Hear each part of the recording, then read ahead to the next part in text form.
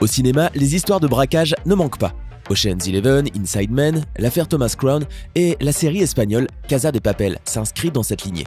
Son pitch, un groupe de 8 criminels avec chacun une spécialité particulière, un fan d'explosifs, un geek, etc.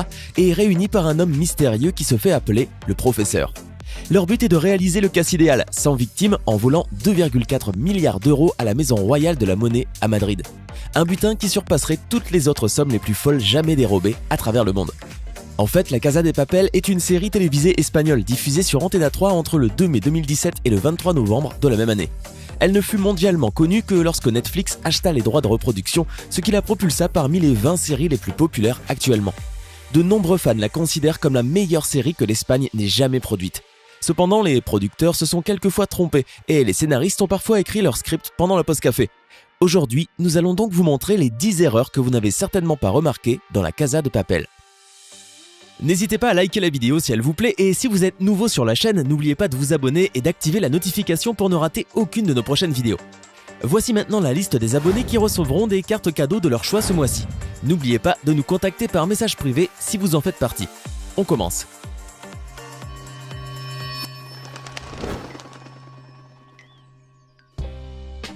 Une erreur sur l'heure. Qu'on se le dise d'abord, oui, le scénario est réussi, à tel point qu'on se pose la question de savoir si ce scénario était envisagé pour de vrai, s'il ne serait effectivement pas redoutable, mais sur certains points seulement. En effet, quelques scènes comportent des incohérences significatives qui traduisent de potentiels rafistolages de scénario. C'est dommage, même si cela n'enlève rien à l'attrait de la série. Par exemple, on peut parler de la scène dans les WC avec le scotch et les outils, la portée du micro caché, la maison pas nettoyée, un vocodeur qui change en cours de route, etc. La première erreur peut d'ailleurs être repérée dès le premier épisode de la série. On peut voir que le téléphone portable d'Allison indique 1h08 de l'après-midi. Or, quelques secondes plus tard, dans une autre scène qui est censée s'être passée en même temps, Berlin et les autres font leur entrée dans la Fabrique nationale de la monnaie et du timbre alors qu'il n'est que 10h16 du matin. Pas de soupçons autour des caisses. Dans le deuxième épisode de la deuxième saison, on peut voir comment Berlin livre Tokyo, attaché à un chariot. En voyant cela, la police commence à avoir des doutes et active aussitôt une opération anti-explosion, obligeant la délinquante à enlever ses vêtements pour montrer qu'elle ne cachait rien. En revanche, personne dans les forces de sécurité ne s'est interrogé sur les caisses qui se trouvaient dans le chariot. Elles auraient donc pu exploser, sans aucun problème. L'appel sans réponse. Dans un épisode de la première saison, l'inspecteur Raquel Murillo envoie son collègue chercher un registre d'achat à la pharmacie. Pendant le trajet, ce dernier reçoit un coup de fil et l'on peut voir clairement que l'écran comporte deux options. La touche verte pour répondre et la rouge pour ignorer l'appel. Il répond, discute longuement avec sa femme, seulement lorsqu'il termine cette conversation, on s'aperçoit qu'en fait, il n'avait même pas répondu. Le changement de couleur. Après que Denver a fait semblant de tuer Monica devant ses amis, ne la blessant que légèrement, il décide de la cacher dans une chambre forte de la banque. Elle y passe plusieurs épisodes pendant lesquels elle ne parle qu'à lui, donnant lieu au passage aux principales scènes de romance de la série. Seulement, petit problème. Au début, on peut voir qu'elle porte un sous-vêtement blanc, qui, 6 épisodes plus tard, devient noir. Étant donné qu'elle est restée enfermée tout le temps dans cet endroit, il est impossible qu'elle ait pu changer de sous-vêtement. Le portrait robot. Le fameux portrait robot donc. Que dire ? Alors que le russe termine de décrire El Professor, avec un portrait un peu trop parfait, absolument personne ne fait attention à ce foutu portrait robot. Il se retrouve seul devant, entouré de plusieurs flics. À tout moment, El Professor peut être découvert, mais visiblement, ça n'intéresse pas les forces de l'ordre. Il a donc tout le loisir d'effacer le portrait robot sans problème. Bienvenidos. Dans le premier épisode, le professeur emmène les voleurs dans une maison où ils vivront pendant 5 mois, le temps pour eux de planifier le casse du siècle.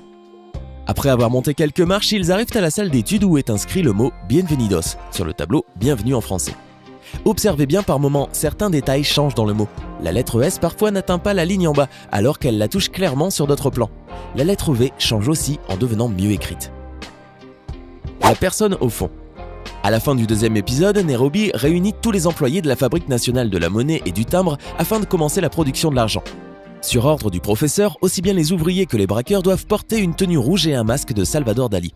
Au moment où ils transportent les otages, les mains sur la tête, on voit apparaître quelqu'un au fond qui est habillé de manière complètement différente et qui ne semble intéresser personne.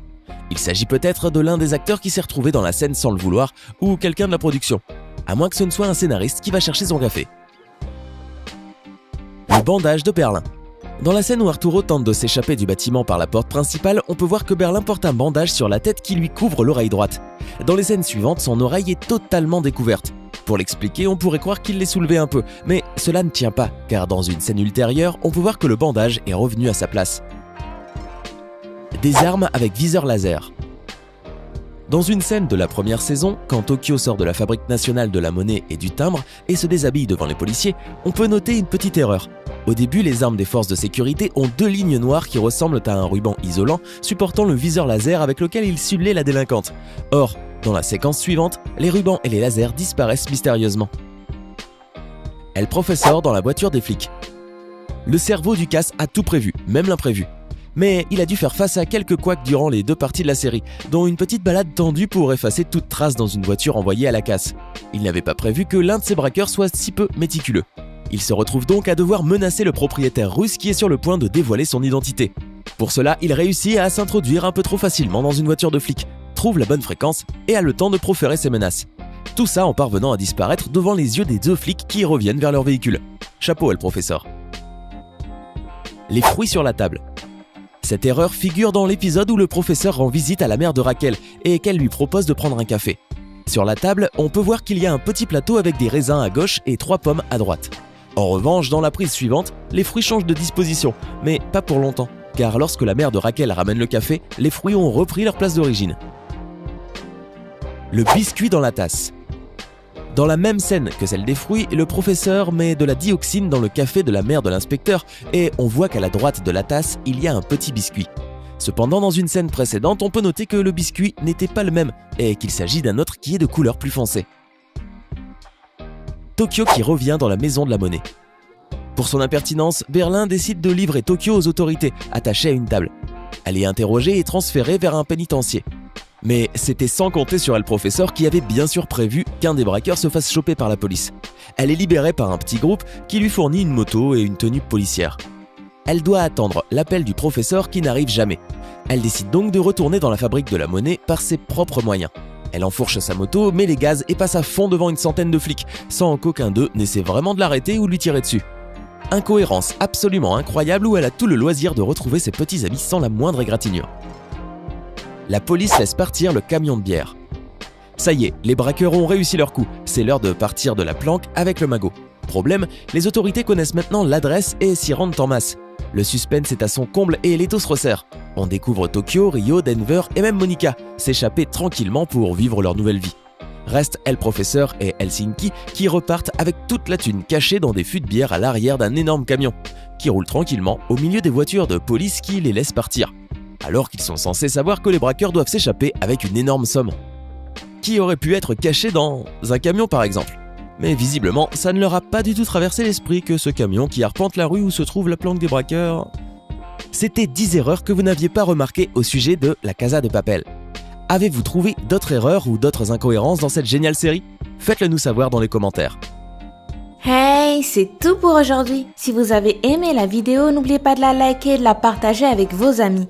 Et si vous êtes nouveau sur la chaîne, n'oubliez pas de vous abonner et d'activer la notification. Bye bye!